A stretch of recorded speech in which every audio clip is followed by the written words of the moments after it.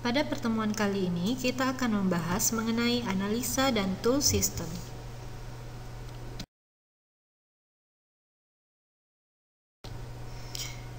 Pokok bahasan. Yang pertama, analisa sistem. Yang kedua, Unified Modeling.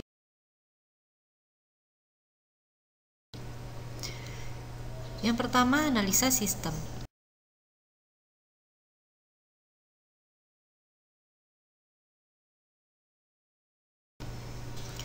Sistem merupakan penguraian dari suatu sistem informasi yang utuh ke dalam bagian-bagian komponennya dengan berikut adalah langkah-langkah dalam analisa sistem. Yang pertama adalah mengidentifikasi masalah.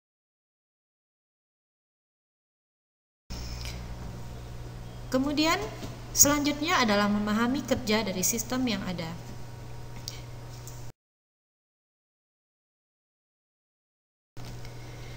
Yang keempat adalah tahapan membuat laporan hasil analisis.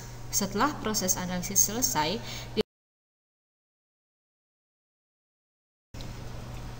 yang berikutnya adalah UML atau Unified Model Language.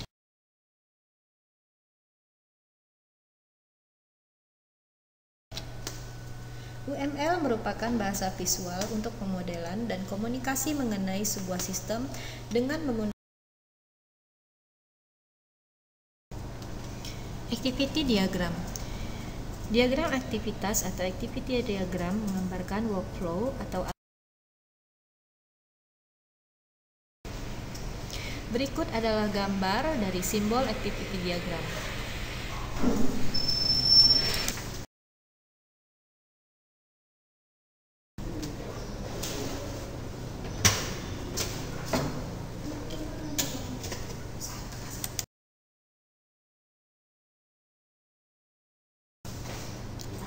Yang selanjutnya adalah use case diagram.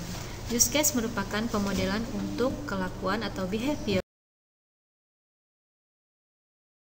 Adalah simbol use case diagram. Simbol use case.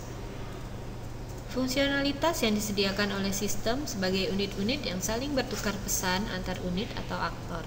Biasanya dinyatakan dengan menggunakan kata kerja di awal frase nama use case. Kemudian ini adalah simbol aktor. Simbol ini adalah orang, proses atau sistem lain yang berinteraksi dengan sistem informasi yang akan dibuat di luar sistem informasi yang akan dibuat sendiri. Jadi, walaupun simbol dari aktor adalah gambar orang, tapi biasanya dinyatakan menggunakan kata benda di awal frase nama aktor. Simbol asosiasi. Simbol ini merupakan komunikasi antara aktor dan use case yang berpartisipasi pada use case atau use case memiliki interaksi dengan aktor.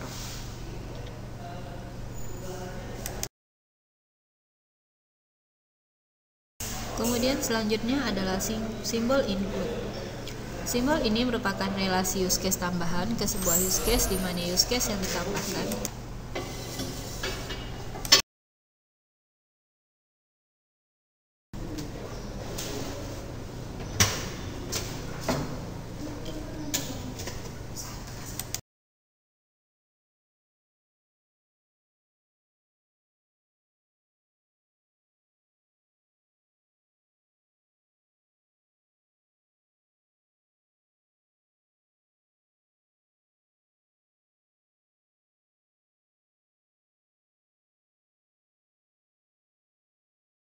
Selanjutnya adalah simbol generalisasi, yaitu hubungan generalisasi dan spesialisasi antara dua buah use case, di mana fungsi yang satu adalah fungsi yang lebih umum dari lainnya.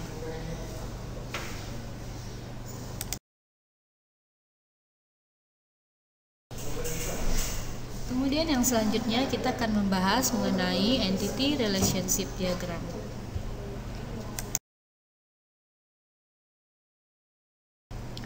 Entity Relationship Diagram adalah merupakan pemodelan awal basis data yang paling banyak digunakan, di mana IRD ini dikembangkan berdasarkan teori himpunan dalam bidang matematika. IRD digunakan untuk pemodelan basis data relasional.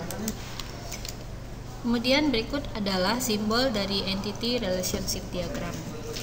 Yang pertama adalah simbol entitas. Simbol ini merupakan data inti yang akan disimpan. Bakal tabel pada basis data, benda yang memiliki data dan harus disimpan datanya agar dapat diakses oleh aplikasi komputer. Penamaan entitas biasanya lebih ke kata benda atau dan belum merupakan nama tabel. Kemudian simbol yang selanjutnya adalah simbol atribut, di mana simbol ini merupakan field atau kolom data yang butuh disimpan dalam suatu entitas.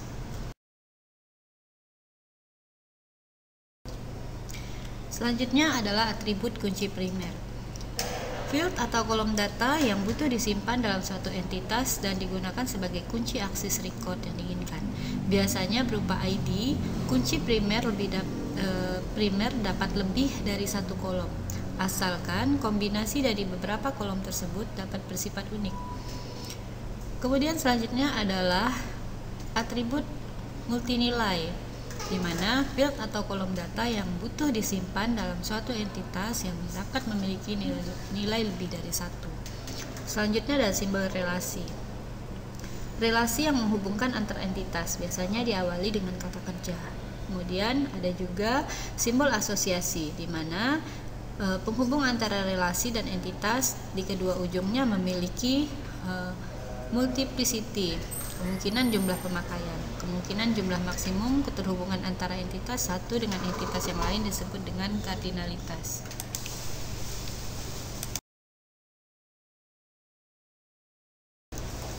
Hubungan relasi dalam IRD menurut Sukamto dan Salahuddin. Yang pertama adalah binary, di mana satu relasi menghubungkan dua buah entitas. Yang kedua adalah ternary, di mana satu relasi menghubungkan tiga buah relasi.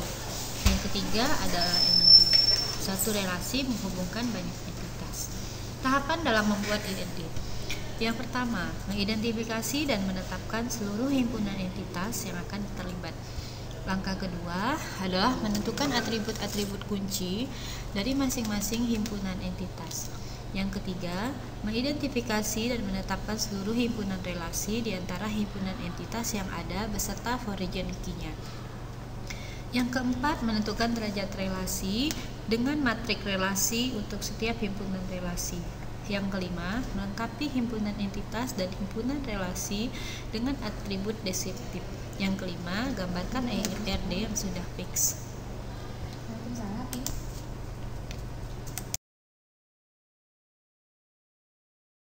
Selanjutnya kita akan membahas mengenai Logical Record Structure atau LRS. Record Structure. Logical Record Structure terbentuk dari nomor tipe record. Beberapa tipe record memiliki nama yang unik dan disimbolkan dalam bentuk kotak 4 persegi panjang.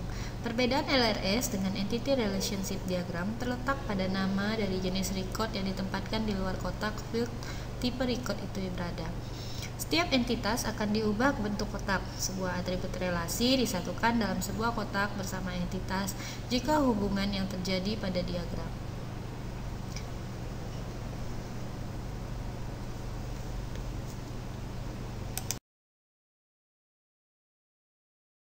LRS adalah representasi dari struktur record-record pada tabel-tabel yang terbentuk dari hasil antar himpunan entitas.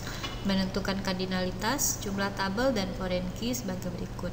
Yang pertama adalah one-to-one, di mana satu entitas terhubung dengan paling banyak satu entitas lain.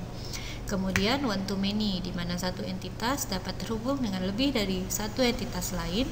Kemudian yang ketiga adalah many-to-many, di mana beberapa entitas dapat berhubung dengan beberapa entitas lain.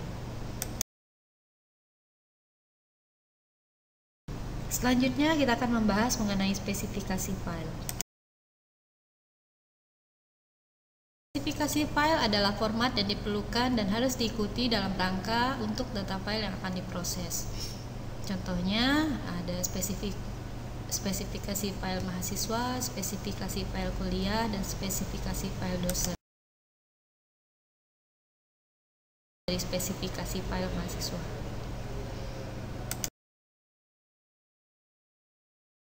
Dari spesifikasi file dosen. Contoh dari spesifikasi file kuliah.